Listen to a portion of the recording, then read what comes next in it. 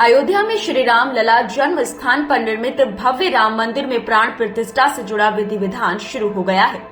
ये हिंदू धर्म के लोगों के लिए एक ऐतिहासिक पल है, जब भगवान श्री राम अयोध्या में बने भव्य मंदिर के गर्भगृह में विराजमान होंगे। लेकिन आपके मन में ये प्रश्न जरूर घूम रहा होगा कि आखिर ये प्राण प्रतिष्ठा होती क्या है और क्यों किसी नवनिर्मित मंदिर के गर्भगृह में मूर्ति स्थापित करने के लिए एक लंबी चौड़ी विधि निभाई जाती है।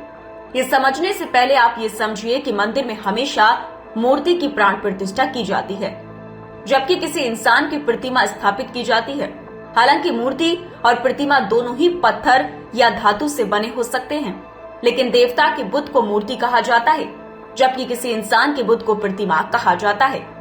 मूर्ति शब्द दरअसल संस्कृत के मूर्त शब्द से निकला है, जिसका अर्थ होता है सजीव या जीवित। इसलिए हम देवता के बुत को मूर्ति कहते हैं, क्योंकि हम उसे जीवंत या सजीव मानते हैं। इसी वजह से मंदिर में लगाए जाने वाले देवता के बुत को धार्मिक विधि विधान से जीवंत या मूर्त किया जाता है। इसी प्रक्रिया को प्राण प्रतिष्ठा कहा जाता है। जबकि किसी अन्य जगह लगाए जाने वाले किसी व्यक्ति के बुत की प्राण प्रतिष्ठा नहीं की जाती, बल्कि उसकी प्रतिमा स्थापित की जाती है।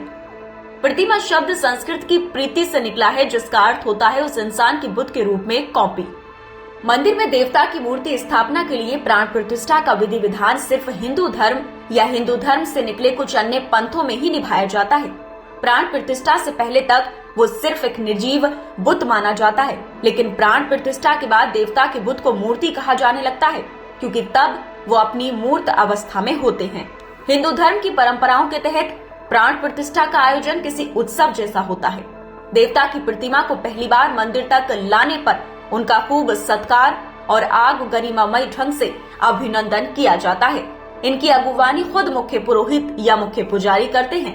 देवता के बुत को पवित्र करने के लिए चंदन और हल्दी जैसी सुगंधित चीजों का लेप लगाकर उन्हें दूध से स्नान करवाया जाता है।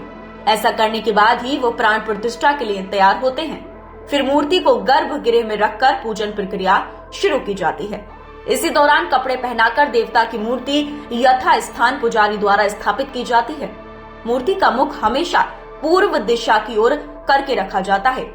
सही स्थान पर इसे स्थापित करने के बाद देवता को आमंत्रित करने का काम भजनों, मंत्रों और पूजा रीतियों से किया जाता है। सबसे पहले मूर्ति की आंख खोली जाती है।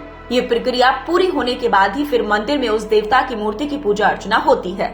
इस अनुष्ठान को हिंदू मंदिर में जीवन का संचार करने के साथ उसमें दिव्यता और आध्यात्मिकता की दिव्य उपस्थिति लाने वाला माना जाता है। प्राण प्रतिष्ठा का विधि विधान पूरा होने पर ही उस मूर्ति में श्रद्धालु दिव्यता की अलौकिक अनुभूति कर पाते हैं।